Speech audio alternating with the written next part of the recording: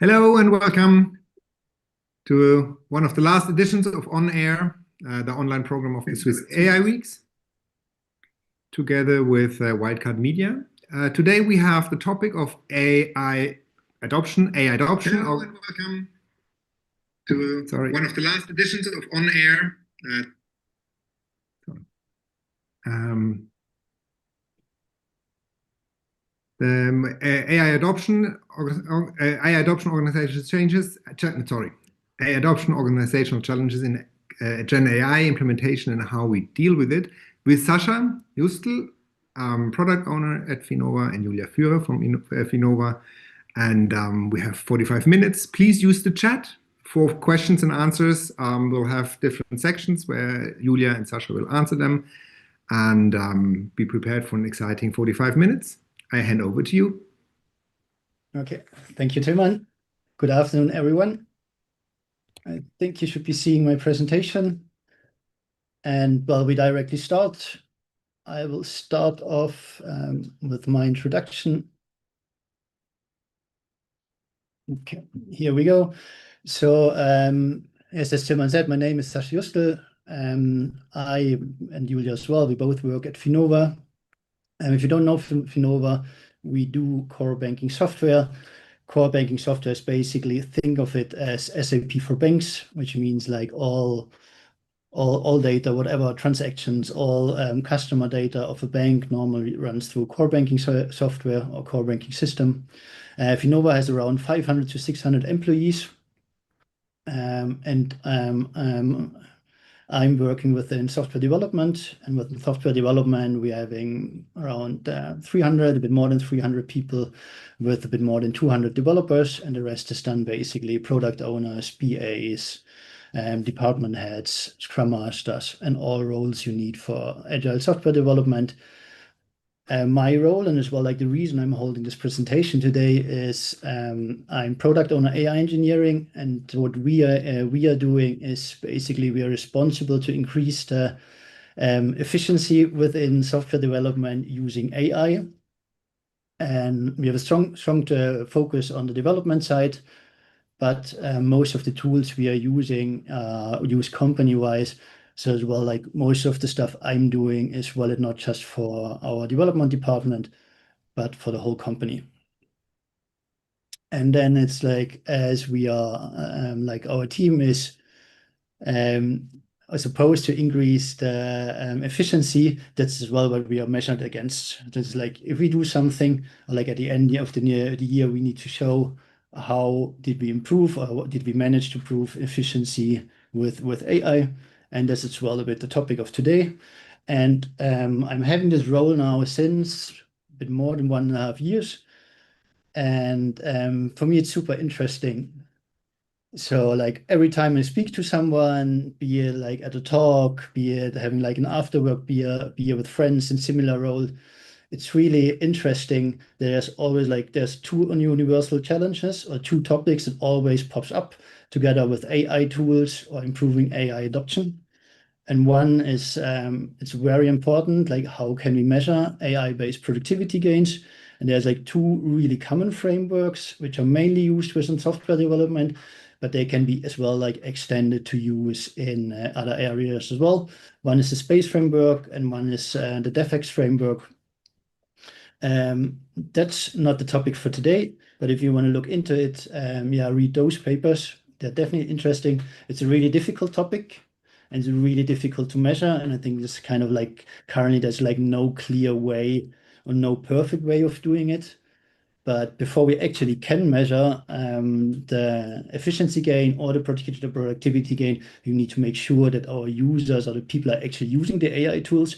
And this will be the topic of today.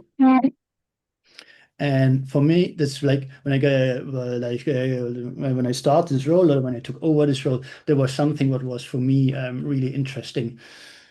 So because my expectation was, it's easier. We're having AI tools are amazing. They can make our work like way easier than made before. So my expectation was, well, everybody basically jumps on AI tools, and I had to learn actually it's not that easy, and it really is different from person to person.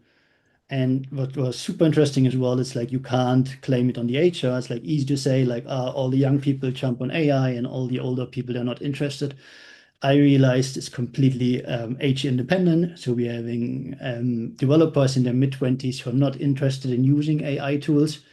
And we have 60-year-old developers who are super excited, super interested. They're always like asking a lot of questions and always trying to improve their work style using AI tools. So you can't claim it on the age.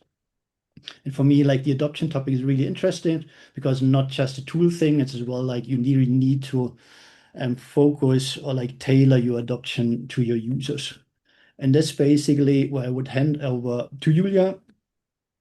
Genau, that she introduces herself. Julia has over 10 years of experience of AI adoption from language translation, and she started already with rule-based translation systems, and then went through machine learning-based system and yeah, till today using LLMs for translation. So her experience is really interesting and really valuable for us as well. Thank you, Sascha, and hello together. Yes, so I'm working with Sascha at Finnova. We're both dealing with AI in our daily business. That's actually how our paths at Finnova crossed. Interesting because our paths never crossed outdoors,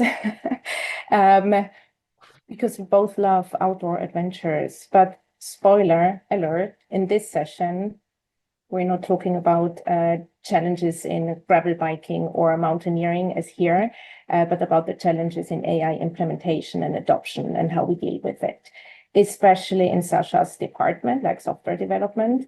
In addition, I'll share some experiences from the language-related topics. So I'm originally coming from the language services industry, and I joined Finnova 7 years ago. And here I'm responsible for a department where we, among others, take care of everything related to languages and translation, basically. So our default at Finnova is that translators, they post-process AI translation output. When I joined Finnova in 2018, we just had started working with neural machine translation. And when I look back even some more years ago to my time at a big language services provider, I still remember the moment when I had to convince translators to participate in tests with rule or statistical based machine translation. So from back then to today, a lot has happened in those 10 plus years, a lot of change and a lot of adoption. Yeah. Sascha, back to you. Let's look into the adoption. So quickly overview of today's seminar presentation. We will try our best to make it as interesting as possible. I know it's 2:00, so it's after lunch. And yeah, normally like the time after lunch is quite difficult for everyone to listen. So you start off with the topic of push and pull adoption, where I basically will show like two different kinds of adoption. So like, yeah, basically like the learnings we made for two different tools and how it went, and then basically like from this drawing conclusions as well for you, like how you can use these learnings in your daily life if you deal with AI tools or implementing AI tools in the company. And after then basically I will do my presentation, then we'll hand over to Julia, and you have the chance like post questions in the chat, and as well like, or even better, post your experience in the chat, and then we can share your experience, because for us, and I think all for all the others, it's probably as well super interesting to know what your experiences are. And as well, I learned, so I had a similar talk before, actually twice, once with Julia, and the discussions afterwards were super interesting, where like people shared their experience, and a lot of experience is quite similar, but then as well like different people or different company used different ways to thrive adoption or improve adoption. So we would be definitely happy to hear from you. Okay, next up we have push and pull adoption. We do pre-launch and post-launch. Basically, we're looking into what can you do quickly right before you launch the tool, and then afterwards have a look at post-launch. So basically, what can you do to increase adoption and as well like train your user base so that your user base grows and people use your tool or whatever a piece of AI software you want to share with your users. We finished that off as well with a Q&A session, same style as before. I hand over to Julio, and then we will, ask your question or as well share your experience. And then we ended up with key takeaways and key takeaways from the whole talk, and then as well like a Q&A session in the end. So we're having 45 minutes time. I'll dive directly in and start with push and pull adoption with the push adoption example. So what is push adoption? Push adoption is basically when you implement a tool or you release a tool within your company, and then you as an organization or as a company, you need to drive the adoption, which basically means you have to do meetings and teach people how to use it. So they basically, you kind of need to motivate your people. And for us, or for me, that's a big example is we use GitHub Copilot as AI coding assistant. And we used GitHub Copilot already before I took over the role. But in the beginning, one of my main tasks was, hey, we're having the tool, we're having a certain user base, but we're as an organization not happy how big the user base is. We would like to grow it. So I really focused on growing this user base. And yeah, so it was like a really gradual and steady growth. So it took a while. We set up certain measures to improve it. That's something I will come show later in the presentation, what we actually did and what worked and what not. And what here is important to know. So GitHub Copilot is an AI coding assistant. So you have a certain learning curve to use it. So I always compare it a bit like using Excel. When you use Excel the first time, well, you think maybe after a week you're good at it, but you learn like after half year, 1 year, you really learn how to use Excel, and it like takes time to learn it really deeply and properly. And the same is for GitHub Copilot or a lot of AI tool actually. So you need some time to adapt your working style and to learn how to use the curves. So you have a certain learning curve. It's not very steep, but it's there. So you need to do something. And then as well, for us, our developers, some had to switch their IDs, or if you're coming from a non-software background, their programming environment. So basically, they had to use different tools as before. So this was as well kind of like a certain barrier to use the tool.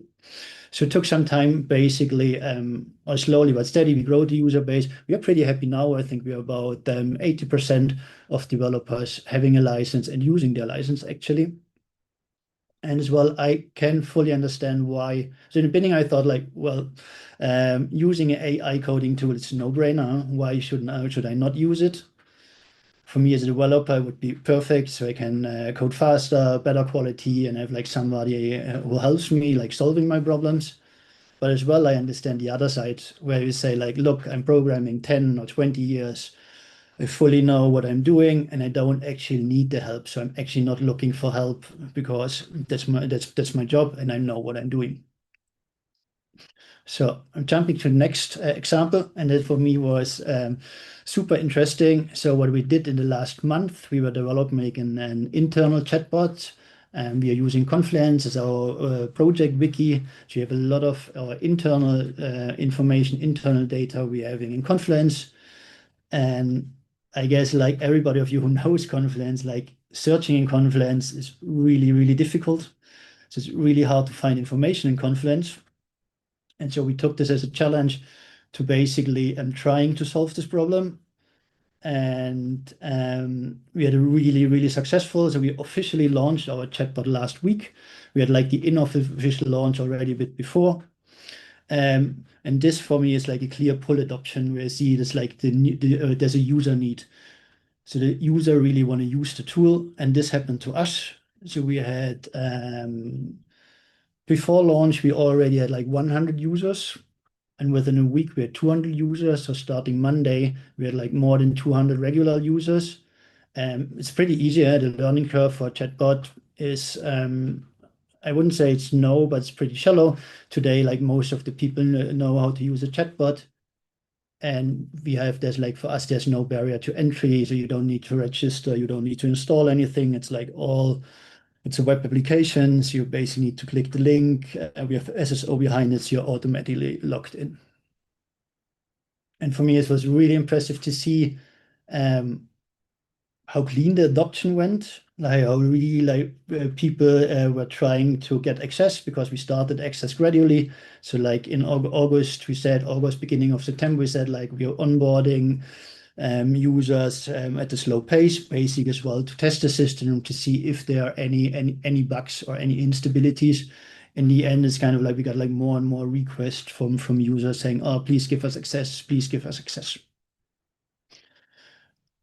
And yeah, one of the key difference is compared to the GitHub Copilot or the AI programming system, we are solving a real pain point. So it's kind of like everybody knows, like finding information within Confluence or in general within most wikis, it's quite difficult. It costs a lot of time. And if you bring a tool which basically solves the problem, yeah, it's an easy winner. If you have a tool and this basically is easy, it solves a pain point and is easy to use. It's as well like easy for your users to adopt. And in the next slide, or in this slide, I'll look a bit what we do to achieve this full adoption, because it's not only the solving the clear pain point. Well, it's obvious now, if you're solving a pain point, but if you're having a pain point and you can solve it, I mean, there's something which basically makes your life way easier, but it's not the only thing. So it's like quality is a really big thing as well, because if you solve a pain point, but your users are not happy, like they're not spreading the word and they won't use your software, or like your adoption will not increase. So what we really focused on during development were three things, which is answer quality. Obviously, everybody wants to have a good answer. It's answer speed. And that's for me personally, and as well for my team, quite important, because we are not the people who like to wait. And it's really annoying if you like type in a question and you have to wait and have the feeling, okay, now I'll do something else till I get my answer. So we want to have like a really quick and immediate answer. And it's transparency. So we are using Agentic Rec in the background, where basically our chatbot uses several tools and can do like more than just a search, and it chooses by itself which tools to use. And what is important for us, and as well, and definitely important for me, is like transparency. So I want that our users understand what the chatbot is doing and why it is doing. And we had like a test user group of 30 people, and we had one question in it to compare it against Microsoft 365 Copilot, which we're using in Finnova as well. And from 30 people, only one said he or she prefers the M365 Copilot, and the only reason was she's not using much Confluence. Two said, well, they prefer both equally, and the rest clearly said they prefer our chatbot for two reasons. It's like quality of the answers, relevance of the information, actually three, and it's the transparency. So basically knowing what the chatbot does, and not having you feel, oh, it's a black box, and I make a search and I don't know where the information is coming from. So, and what we did as well, I'm not sure if you know the Moore technology curve. And the Moore technology curve, you have early adopters, early maturity, and then you have like a late maturity, and what is called laggards and skeptics. Important for us are basically the early adopters. Those are the users you're getting really easy. The more important one is like the early maturity. And during development, our clear focus was like, we want to deliver for the early maturity. And what you need to know about the early maturity is basically they're using a tool when they're proven results, or so they know it's kind of like they can adapt, and a lot of like people used it before, so it's kind of like a proven track record of success. So they basically know they use it, other people use it, they're happy with it, and they basically can jump on it and everything will be fine. So we set the clear target for our test users that they are our early adopters, and they need to provide us feedback, and we implement this feedback. So after having the feedback, we can make sure that we can deliver for the early maturity, which so far work quite well. Exactly, and then I'm coming already to the last slide from the part of the pull and push adoption. Quick summary. In the end, well, yeah. So it's it's like having like a pull adoption is super nice, because then basically you obviously need to some adoption measures, but basically the user want to use your tools, and you don't need to manage it actively, or you don't need to manage it that much. But both can be successful in the end. Basically, if you have a tool and it will be like a pull adoption, but basically you will have a gradual growth. It will take some time, and for me, it's like important that you prepare for it. If you're in the beginning of a project, it's super important, and you can choose. I would always choose for something where I'm solving a real pain point. So it's kind of clear for my users what the pain point is and what I'm solving. So they know from the beginning why they are using this tool. That makes your life way easier. Obviously, in a lot of cases, you can't choose. But if you can't choose, my recommendation is one thing is plan for gradual adoption. Decide like at the end of the project, or as well like during your project, plan for that you need to set up adoption measures, and as well communicate this with your management so that they know like, okay, we have a new tool, and even if it's like really good, it will take some time for people using this tool, or as well some time until we can measure efficiency improvement and have a big user base. And as well, like, find the most life cycle super helpful as well to understand the users, and as well understand what are the requirements that I actually can make the next step. Like, what's the requirement to go from the first group to reach the level of early maturity. And that's like general, independent of you have like a pull or push adoption plan for activities to boost adoption after your launch. I think that's very important. And yeah, one super key learning is adoption takes time. And I think that's absolutely okay. Like every person who needs to change its style of working, who needs to learn a new tool, even if it's like super nice and it's super fun to use, always takes some time. And yeah, prepare for this. And then basically I will hand over to Julia. Thank you, Sascha. And yes, I can confirm adoption takes time. That's also something we experienced in the language industry. When I look back, I've dealt with both push and pull adoption, I would say. If I look back to my role as a team lead at a language services company, we tried push adoption with machine translation. As I mentioned before, I had to convince translators to test statistical and before even rule-based machine translation output in their daily business. And those of you who maybe also have a background in the translation industry, they might remember the quality of rule-based machine translation output.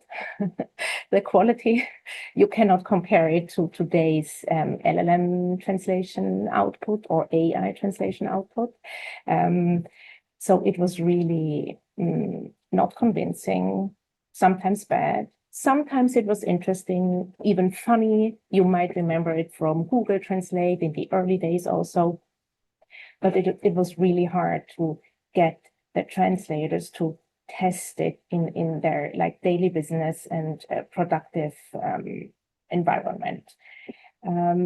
This was frustrating sometimes for the translators. Of course, they had the pain point. They would like to be like more efficient in translation, but it was not helping really a lot back then, like back 10 years ago. And this obviously led to a lot of skepticism and also sometimes to like an anti-attitude towards machine translation.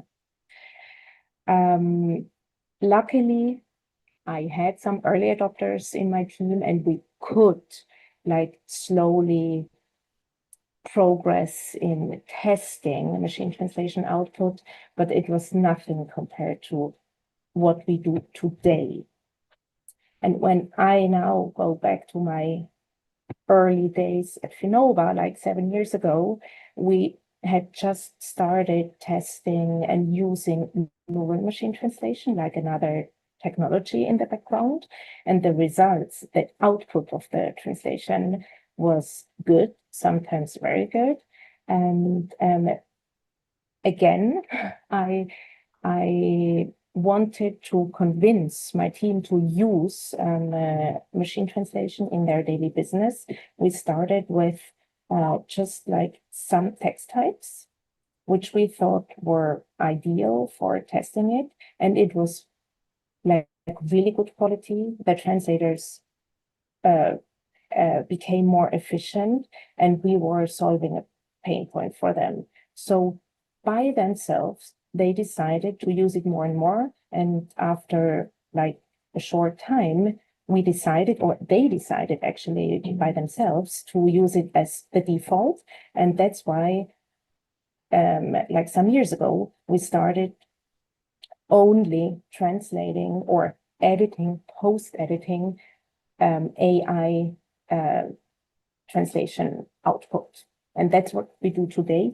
I think it should be the default for every translator or every company. You can still override it if you feel like it's really bad quality.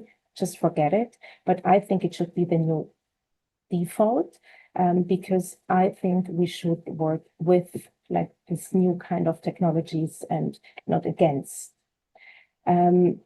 So quality is one factor for adoption or adoption, but of course there are also other factors. I think openness to change routines or like the way of working or learn new things is very important. Like today, a translator profile looks completely different to what it used to look like some years ago. And also trust.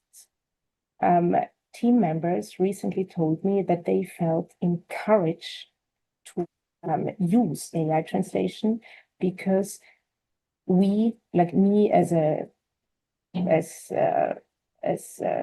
team leader, but also the company, didn't give them the feeling that we want to get rid of them or their position, but that we would like to use the new capacity because they translated more efficiently for like other services. So they had the trust that they will be their capabilities and competences, they will be used in future also, even though if they translate more efficient. And I think that's a really important thing. And actually, that's why we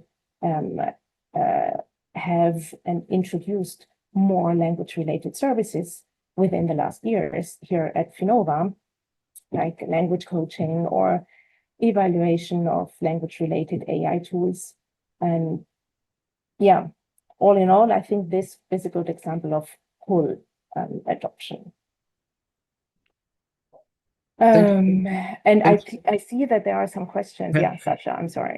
But thanks for sharing your experience. Well, I find two things really interesting. And one thing is basically Julia's experience is quite similar to my experience or to the experience of a lot of people today, even though it was like years ago. So it's like the general topic of adoption doesn't change.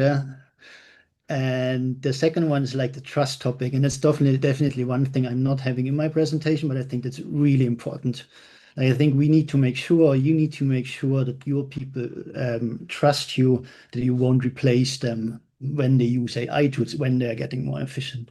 And there's like two questions, because I think we are quite late in time already, and we didn't cover much of the presentation, so I'll try to speed up a bit. And I would say we cover the questions at the end, so we're skipping the Q&A sessions in the beginning. Daniel, I think one of your question, it might be at least partly solved at the next part of the presentation. And then I would go on. So basically, it was too quick. Oh, no, so, okay, now I'm back, with this. And then I'll quickly go through like what you can do before the launch. And one thing which is probably is key and everybody knows, if you launch a tool, you need to have like good documentation. For me, a really important point will be expectation management. So it's like clearly that you like clearly say what the tool can do and what not. So when we launched the chatbot, we basically had a list or a table saying, okay, you're not able to search attachments. You're not yet able to search pictures, but we will make an update soon where you can like search pictures. And as well, we said, okay, like we're having this functionalities, which you can use and which actually works. So it was clear for the users what they can expect and what not. Really important point. And next to our important as well. So we had like so we need like basically little prompt examples for our users, which they could use in their work life. And then really with like the focus was on real life examples, like something they can use in their working day. Is like some were targeted for developers, but as well we had some for business analysts, or as well like for like everybody in the company to use to basically showcase the tools and how can you use it. And we had like different difficulties. So it's basically kind of more like beginner prompts, easy stuff, searching and finding, but as well having prompts like how can you create content, how you can change content. So very important, your examples, make tailored examples. And the next thing is like set low barriers. So we basically try to have no barriers, which means you single sign-ons, you click on the link and you're in. And like, yeah, and that's really important. Like you need to be aware, like if you do release a tool and like every barrier you put between the user and the tool, it will slow your adoption down. And even though it sounds like really simple, like for it might be even if people have to register, so some people will take longer to register than others. So it will slow your adoption down. So try really think if you need to have a barrier, if you need to have a registration, like be sure you really need it. If not, set your barrier as low as possible. So I'm jumping to the next slide. If I go to something too quick, you can let us know in the end. Yeah, I just want to make sure that we have time for some questions. So now it's basically, this goes a bit in direction of the question you had, Daniel. So it's kind of like, what can we do when we launch the software? How can we increase adoption? Or as well, like what can management do? And one thing we did during our beta test was we always had like a prompt of the week for the chatbot. So it's kind of like the people, it's like a short, like a prompt of the week or like a short video is super nice because then people can learn really quickly. So it's you don't need to read through something very long.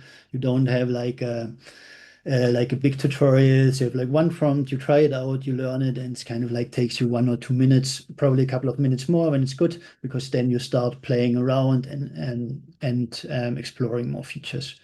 So that's something I really liked, especially the prompt of the week. Use rewards.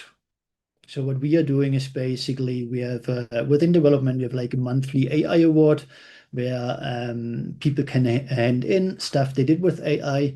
Here's the clear focus, not on developing new tools. It's basically like use existing AI tools in your daily business. And then, and then basically it's like a short, like elevator pitch, like 1 to 2 minute presentation in a monthly all hands. We have a jury before, which will take 3 people, and it's like, how you say, like the community or basically the participants of the all hands meeting then can vote for the best award or the best tool use, the best example. And this actually works quite well. We had like some month in the beginning with no people actually handing something in, and currently we always have like 2 or 3 people handing something in. What we're not having is like 10 or 20 people, so it's not that it's kind of like an overwhelming amount, but it clearly shows like people are interested. And as well, it always showcases as well, like for the people in the like for the community or the people watching the talk, watching the all hands, like what they actually can do with the tools. It's kind of like a win-win situation. And the next thing would be like build communities. What we are doing at Finnova is we are normally having like something which is called what we do our community meetings. I'm having 2 slides to this topic, but I think I really make them quite short. So community meetings in a nutshell. So you need to remember, Finnova, we're having 600 people in development. We're having a bit more than 300 people. So when we do a community meeting for the developers, there normally like more than 100 people in. And this is like one advantage or disadvantage. Like normal community meetings is basically you have like several people, 1, 2, 3 people presenting something, and the community basically is consuming. You have like the advantages, like you have a really low effort, so you can reach many people and it's scalable. And it doesn't matter if you like 50, 100, 200, 300 or more people. Community meetings with presentations are super scalable. But normally you have like a really low participation and not many people say something or give feedback. You never really know, was this like good? Did the people learn something?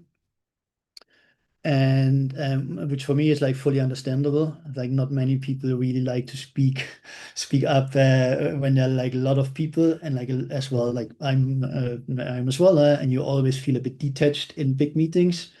So my thought was, okay, I'll do this better. I guess you know coffee meetings. So a coffee meeting is basically it's kind of like more informal. You have more like a chat style. So you come together, half an hour, and then basically everybody exchange what you learned. For our example, about GitHub Copilot, our AI programming assistant, and then it's more kind of like interactive.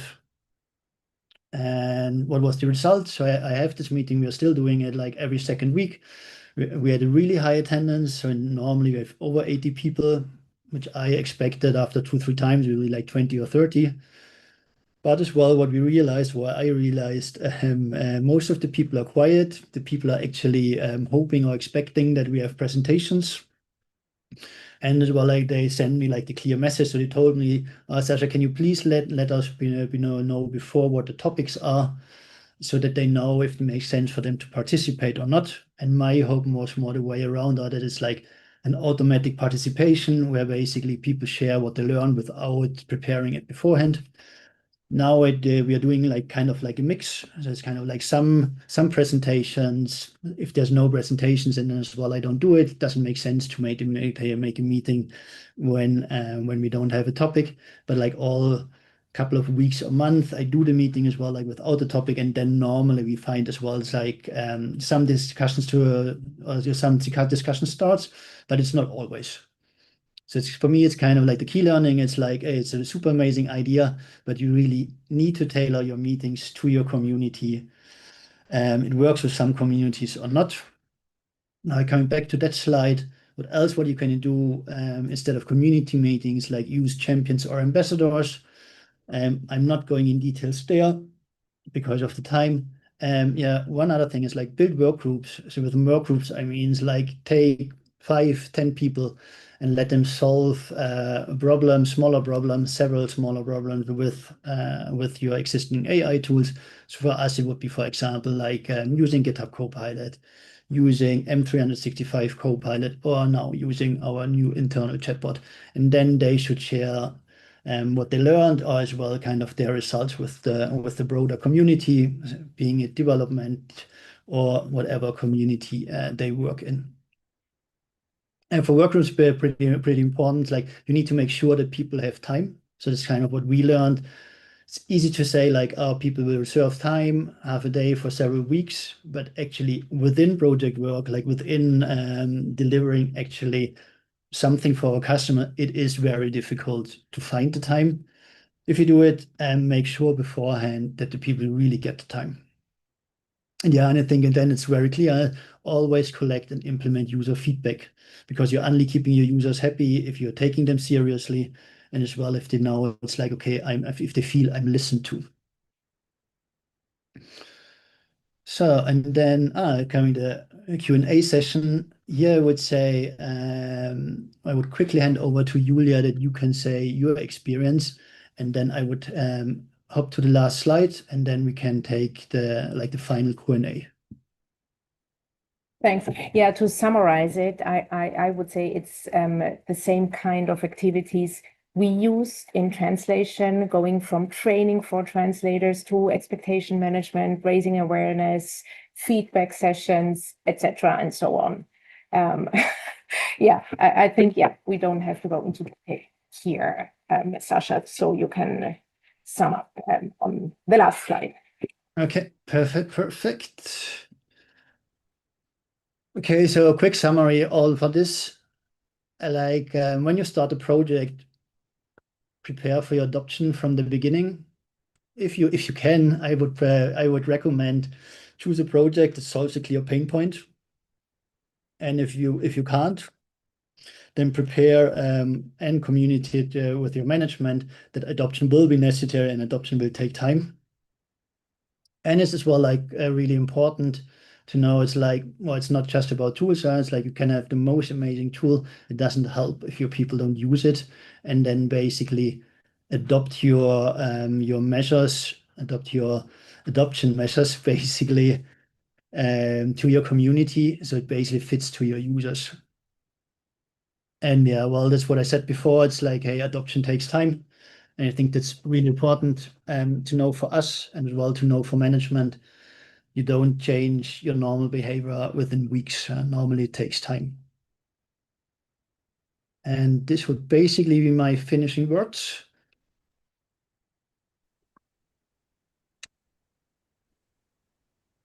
I saw some questions, Sascha.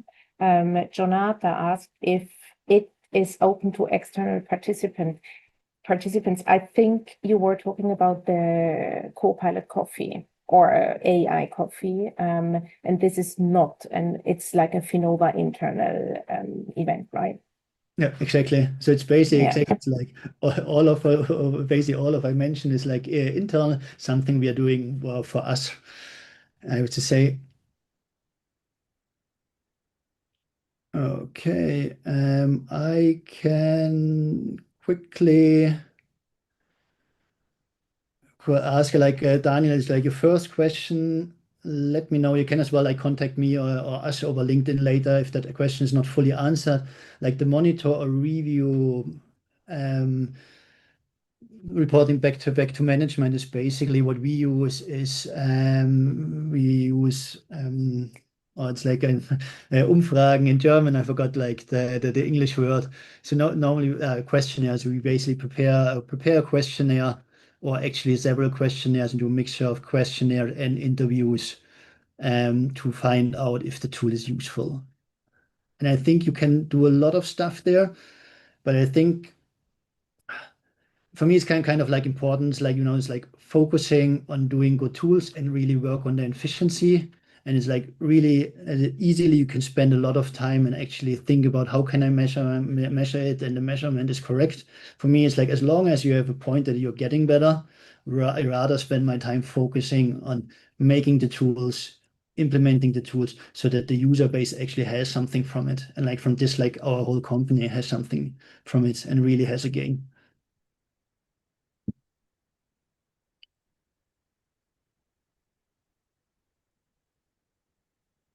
Okay, so there's one last question. Maybe, yeah, Sascha, maybe the first question was, do you have some stats on the impact, less time to deliver an MVP? Maybe this is the question when during the testing phase, test users needed to answer if they were more efficient by using the chatbot, right? And this is something you measured. Yeah. So what do we use? We are like using questionnaires. So we don't do it like of the details to like less time to deliver an MVP, but for the chatbot we're breaking it down to tasks. Like what do you expect? How much time you're spending for search now without the chatbot, and how much time you're spending for search with the chatbot. There we broke it down into like several categories.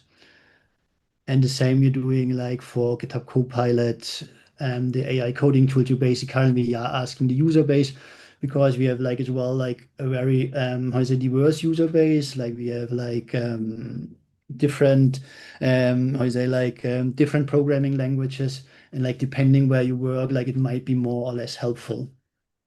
So we're not going down the level to say like, okay, now we are double as fast to deliver an MVP.